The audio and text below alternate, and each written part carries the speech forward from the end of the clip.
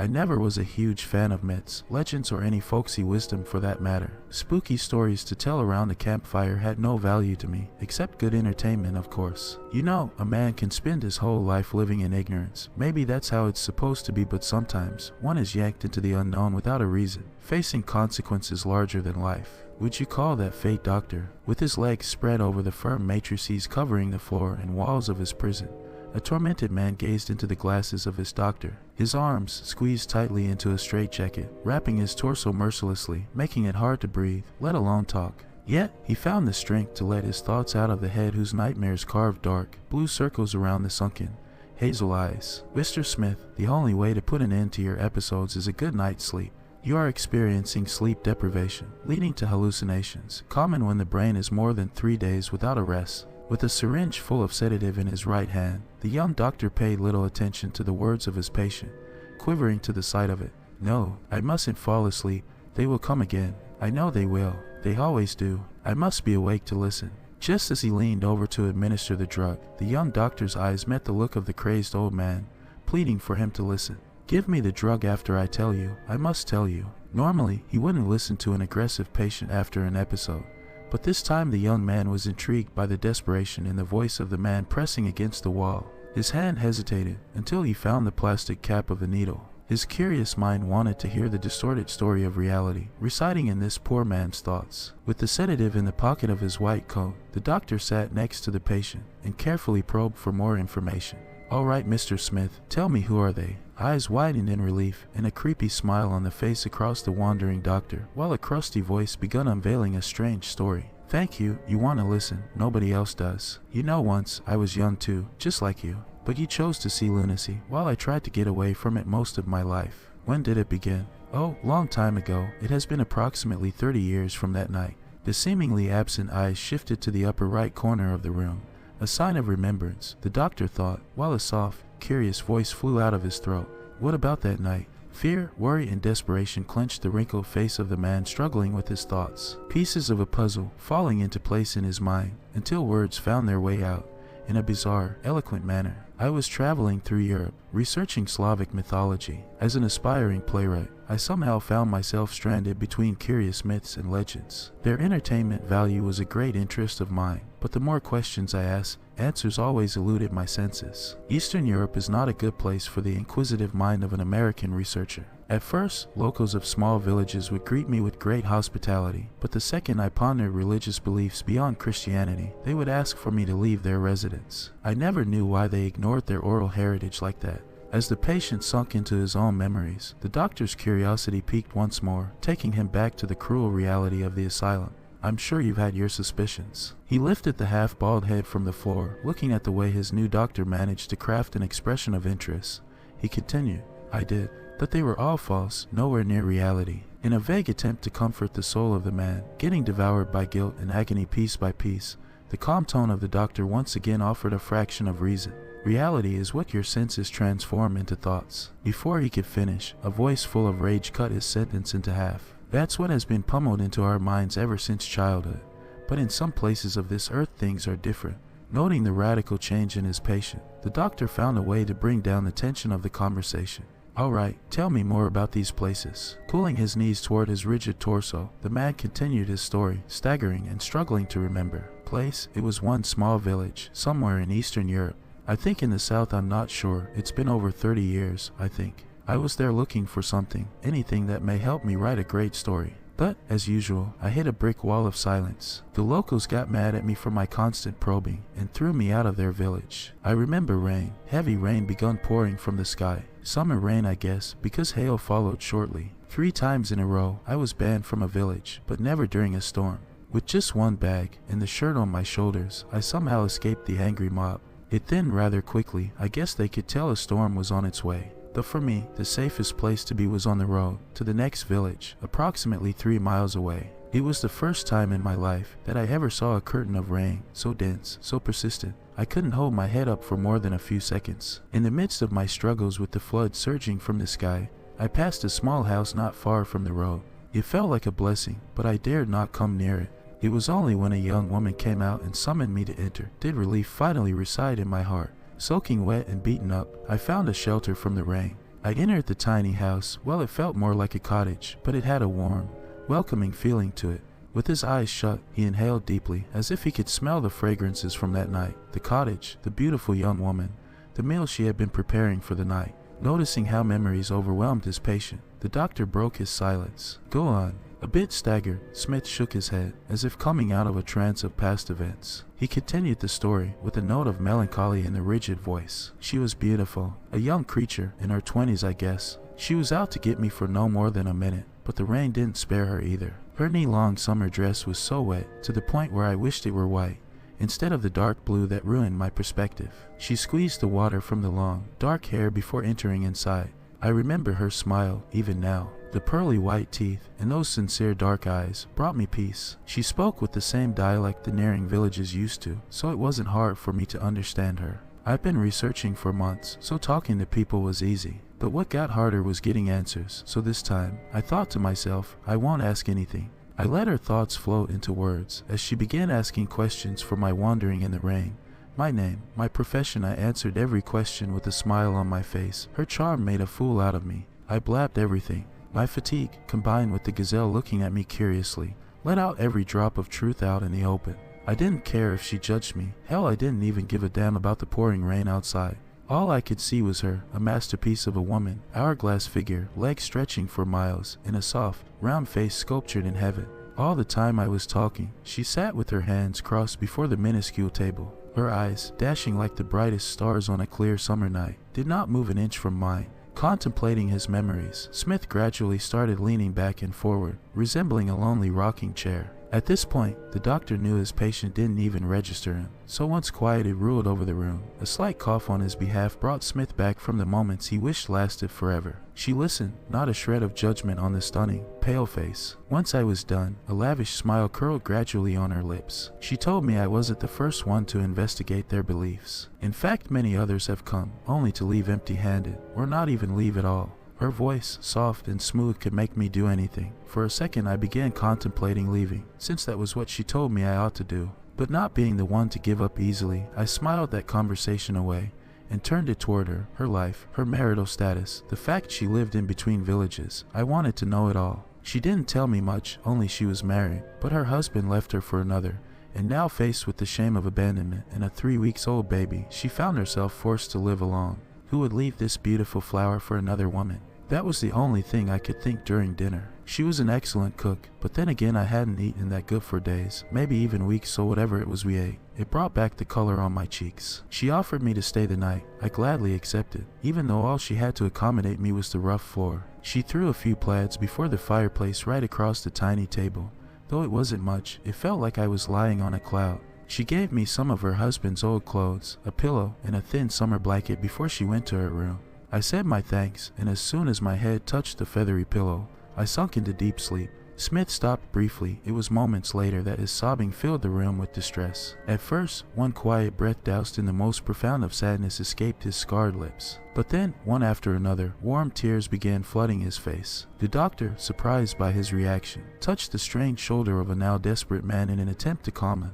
"Mr. Smith, it's okay. Your memories can't hurt you. Tell me what happened next, after you went to sleep." Smith found the courage to continue, minimizing the sobbing, but tears never stopped pouring out of his eyes. "It's a bit hazy. I think it wasn't a dream, but it could have been, it should have been a dream. Take your time, think it through. It can do you good." "No, it can't. Because the more I think, the clearer it becomes. It wasn't a dream."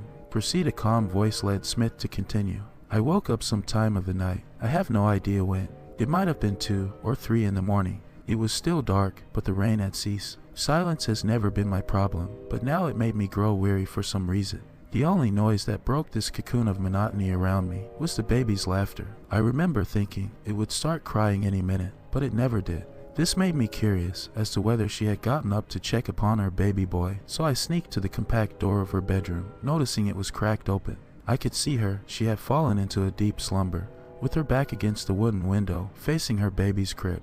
A desire to enter the room and watch her sleep left as quickly as it entered my mind. How beautiful she looked under the light, that hellishly pale silver light. At first I thought it to be moonlight, but considering the previous storm I knew it was definitely not a clear night. I failed to see the rest of the minuscule room, so I cracked the door a bit more open. His eyes froze in fear, his throat felt unable to let out a noise, and wrinkles of worry possessed his forehead. Noticing the patient was close to a breakthrough, at least that was what the young doctor thought, he pushed Smith once more to finish his story. Go on, what did you see next? With gut-wrenching dread sinking its claws into his posture, now even more crumbled than before, a trembling voice promised the doctor his curiosity was going to be satisfied.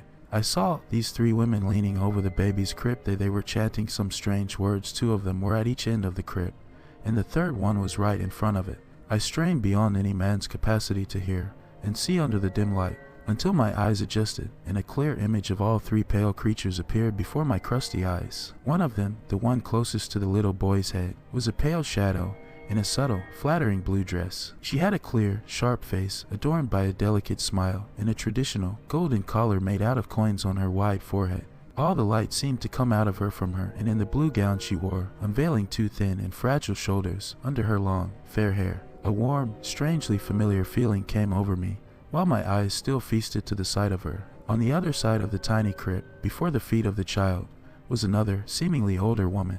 Her presence was elegant, not as wild as the first one, serious, but in a polite manner. Her lack of expression exposed her firmness even more. All I could see were her dark locks waving back and forward, as if some invisible wind blew inside the room. Even her vestments were dark and fine drawn, unveiling little, close to no flesh. But the last one was different. At first I couldn't tell if it was a woman at all. I stared for what felt like ages in the candle-shaped, black robe, until 2 hands of an elderly woman, with claws on the end of each finger, gripped to the crib.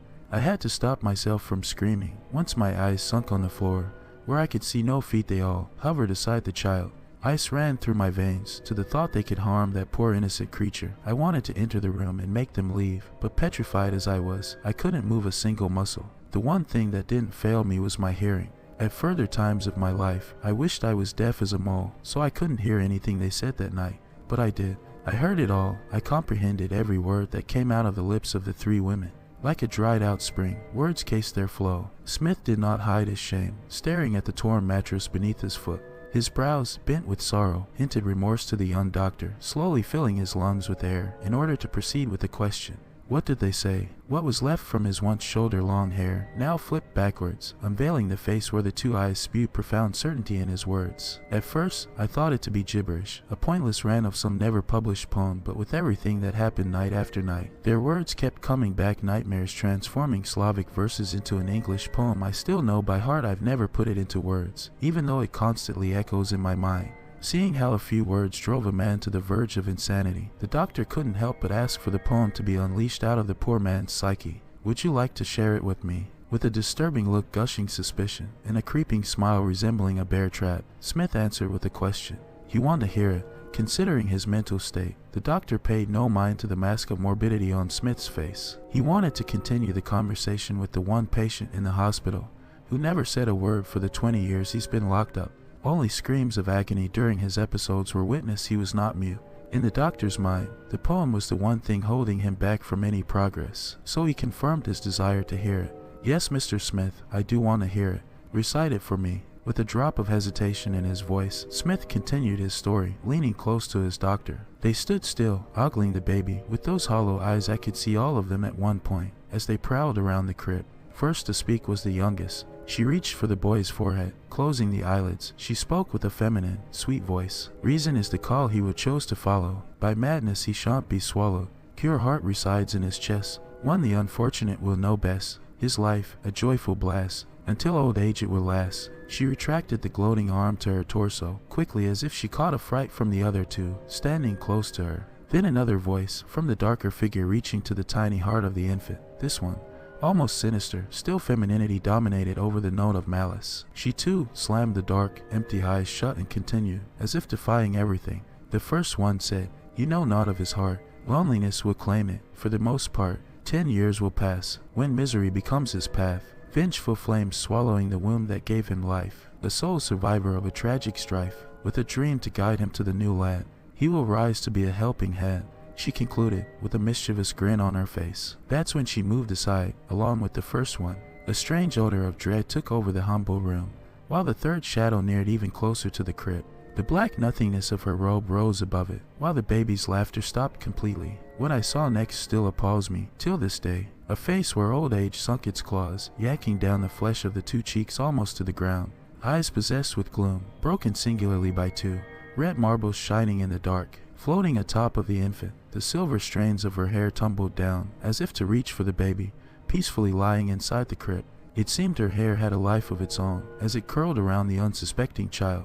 Wrapped in an ancient woman's hair, I could see no fear on the tiny face, floating in midair, along the monster. As the two cracked and wrinkled lips moved, a high-pitched voice broke the absolute silence that ruled over the room. Once it was her turn. Wisdom and hope you both desire. This life will end in the opposite of fire, and end not before long. 33 is the last number before it is gone. Once the unheard truth blooms before it has grown ears. Trough a man, plagued with madness across the years. To escape a watery doom he will try, but no concrete cloth can break this knot I now tie. I can still hear the screeching voice inside my head. I only stood there, like a statue made out of the heaviest stone, wondering what in God's name was I witnessing. My eyes followed the two women, pulling a single hair out of the frosty locks of the monster, still yielding the baby within them. And then I saw these scissors, like two swords knights used to possess, emitting silvery glare between the covert, hardened palms of the middle woman. The one that spoke first took the white string of hair between the playful fingers, twisted it around them 3 times, before the fierce sound of the scissors rendered it lifeless. Then the monstrosity of a woman pulled her cloak back over the grisly head, putting the child back where it belonged. The last glimpse I had was the sight of the youngest, placing the now dead hair in the right hand of the little boy. Next thing I knew, it was morning and my nostrils were overwhelmed with the smell of a tasty omelet coming from outside. The doctor's palm, now placed over his soft lips, trembled to the morbid poem this strange man just recited without any hesitation. It was the first time a lunatic sounded so eloquent, so well-read, and almost reasonable. A thought that flashed and quickly faded in his mind, and still interested in the end of the story. He asked, "What happened next? Did you tell her what you saw?" "No, I couldn't. I think it was because I thought of what happened as a dream. But later I learned just how wrong that had been. Why, the only thing I did before leaving was look at the tiny, right palm of the infant. It had a strange mark, a hook-like, dusty string. His mother couldn't see it, but to me, it was as clear as day, a minuscule silver hook lurking around the thumb. As if the hair from the ancient woman pierced the pale skin and settled under it. I chose to ignore the happenings from the last night, thanked her one last time, and was on my way to the next village. A month later, I was back home, empty-handed. I was amazed by the fact that a few years later, I still remembered everything from that damn dream. 8 more years passed, and I was reading my morning newspaper when I saw her, the woman that gave me shelter from the rain 10 years ago. It was a flattering picture. She held a child, about 9 or 10 years old, in her arms, a face that hadn't aged for a single day, shying under the dark hair, curled just above the shoulders. A smile that could melt the ice off the heart of the cruelest monarch was the only accessory she needed to complement the simple wedding dress adorning her body. Next to her, a man whose eyes gave away the love growing inside his heart for the woman that he just married. For a brief moment, happiness resided in mine, until I read the title of the story. Couple slaughtered on their wedding night. Surprised by the direction of Smith's story, the doctor's eyes widened in terror under the thin glass of his eyewear. Cold sweat caressed his neck, down to the last vertebrae of his spine. Smith's face, pale like a white canvas, was depraved of any emotion. Only the certainty in his words produced a lump of dread above the Adam's apple of the doctor. He was an established European businessman, whose previous heartbreak led him to the steep mountain she called home. He found comfort, love in her gentle arms. Few weeks later, drunken by passion, they wished to crown their love in marriage. What he never told the poor mother of one child was that an enraged, scorned lover of 3 years sought vengeance against him. He left an infertile bride to drown in tears before the glorious altar of St. Peter's Basilica. After a year of struggles inside a psychiatric hospital, she suppressed her rage, the way her wealthy father suppressed the rumors around the incident. She caught into the footsteps of the one that betrayed her, watching, creeping, and planning retaliation against him and his new bride. She waited patiently among the shrubs and bushes behind the window of the petite cottage. When lust tired the two lovers, slumber gradually took over, giving her the long-desired opportunity. Thirsty for vengeance, she slipped inside the home, using the cracked bedroom window as entrance. With the blurry line between dream and reality to her advantage, the lovers found themselves tied up against the wooden handles of their bed. With only rope over their hands and feet, they laid at each side of the bed, looking at the eyes of their executioner. Her wrath drove every plunge of the knife through the heart of the woman who took her place. She made him watch as life drained from her eyes, the eyes that caressed my face 10 years ago. His pleads and screams didn't help. Even after his wife was dead, she seemed to want something more. With the cold, precise hand of a surgeon, she scalped her way to the wound. After pulling it out from the lifeless body, she nailed it to the rustic door. She watched as the man she once loved squealed and begged for forgiveness, promising marriage and a second chance, everything her dark heart once longed for. But empty words had no meaning to a woman crazed by wrath. With fresh blood still dripping down her knife, she butchered his genitals, punishing him to a slow death, staring at the burning womb doused in kerosene, her last gift to him, before she slit her throat and tumbled over the dying man. The next morning, the gruesome discovery claimed one more life, the mother of the poor, gutted woman, bringing her grandson home. Her heart failed once she saw 3 dead bodies resting on the bloody sheets. The little boy, witnessing the collapse of his only living relative, ran out of the house to the next village, where he asked for help, saying his grandmother felt ill. It's a good thing he didn't go inside the room. With the last word bringing numbness to his patient, now staring blankly into the floor, the doctor made an attempt to burst the bubble of desperation surrounding his patient.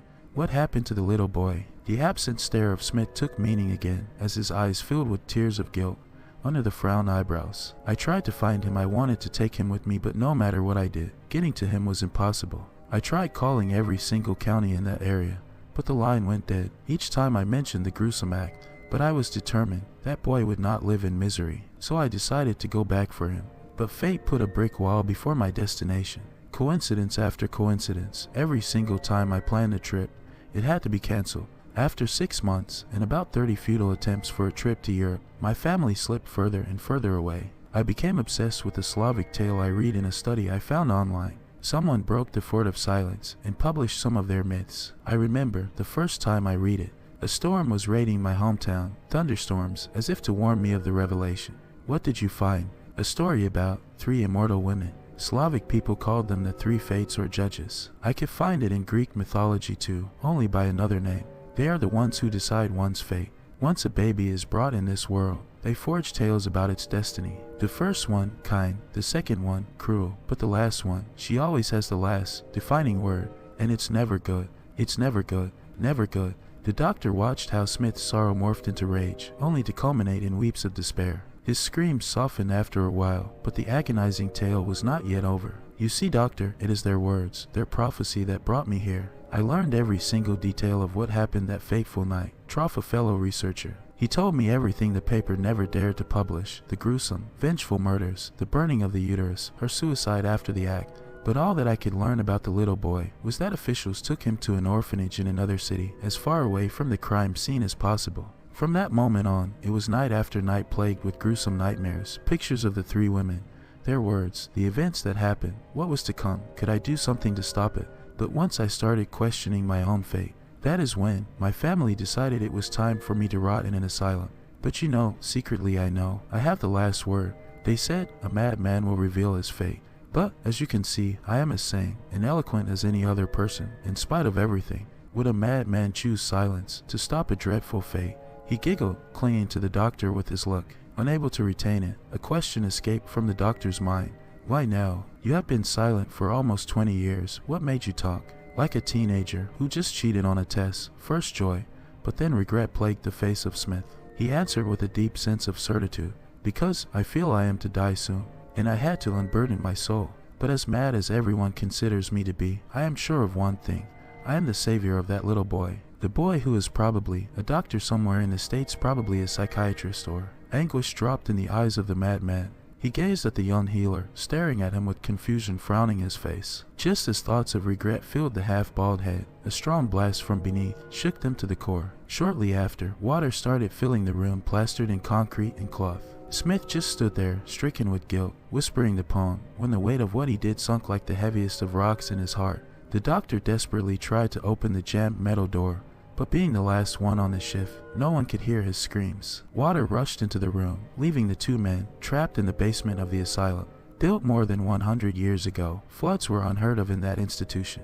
However, that night, the old plumbing in the foundation of the building failed. Curiously enough, the solitary where they kept the patients after an episode was where an old pipe ruptured under the pressure. Smith, now doused in water up to his neck, had one last request. Show me your right hand, doctor. Why? The doctor asked, struggling to keep water out of his mouth. Just do it. The doctor pulled his hand out of the pool of water around them, causing a wild reaction in the patient.